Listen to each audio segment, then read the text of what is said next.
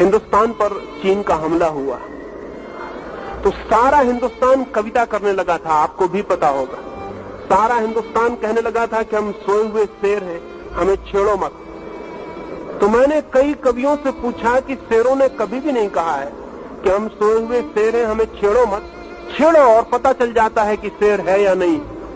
कविताएं करने की जरूरत नहीं होती। लेकिन पूरे हिंदुस्तान ने कविताएं की, जगह जगह कवि सम्मेलन हुए, लोगों ने तालियां बजाई, और जिन लोगों ने कविताएं की, कोई को पद्मश्री की उपाधि मिल गई, कोई राष्ट्र कवि हो गया, किसी को राष्ट्रपति ने स्वर्ण पदक भेंट कर दिए, और चीन हिंदुस्तान की जमीन दबा के बैठ गया।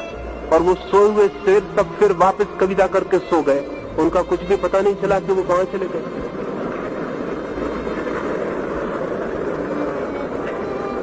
लाखों मील की जमीन ने चीन ने कब्जा कर लिया तो हिंदुस्तान के नेताओं ने बाद में कहना शुरू किया कि वो जमीन बेकार, वो जमीन किसी काम की ही न थी, उसमें घास भी पैदा नहीं होता था। अगर वो जमीन बेकार थी तो फिर जवानों को लड़ाना बेकार, पहले ही जमीन छोड़ देनी थी। और अगर जमीन पर घास भी नहीं उगती थी तो उसके लिए लड़ने की कोई जरूरत नहीं थी। तो मैं उन नेताओं से कहता हूं कि अभी भी देश में जितनी जमीन और बेकार हो उसे चुपचाप दूसरों को दे देना चाहिए, ताकि कोई झंझट ना हो, कोई झगड़ा ना हो।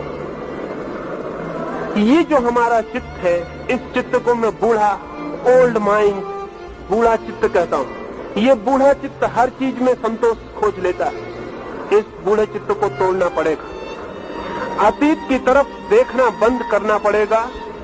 भविष्य की योजना बनानी होगी।